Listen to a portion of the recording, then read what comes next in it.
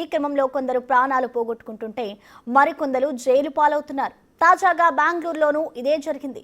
Instagram reels కోసం ఓ వ్యక్తి ఏకంగా నడి రోడ్డులో కుర్చీ వేసుకొని దర్జాగా కూర్చుని టీ తాగుతూ వీడియో తీయించుకున్నాడు. ఏప్రిల్ 12న దాన్ని ఇన్స్టాగ్రామ్లో పోస్ట్ చేశాడు. అంతే, అది ఒక్కసారిగా వైరల్ అయింది. అలా బెంగళూరు పోలీసుల కంట కూడా పడింది. ఇంకేముంది, ఆ వ్యక్తి కదలికల్ని కనిపెట్టిన పోలీసులు అరెస్ట్ చేసి జైలుకు పంపించారు. రోడ్ల మీద పిచ్చి పిచ్చి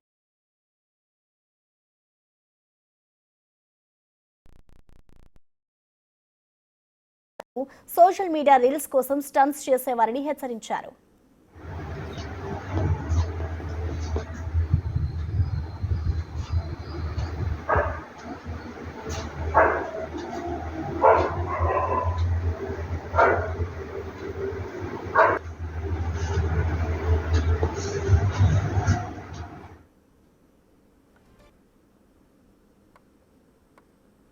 ఇక జనాల్లో రీల్స్ పిచ్చి బాగా ముదిరిపోతుంది. ఏదో ఒకటి చేసి అర్జెంటుగా పాపులర్ అయిపోవాలనే ఆశతో తిక్క పనులు చేస్తూ ఉన్నారు.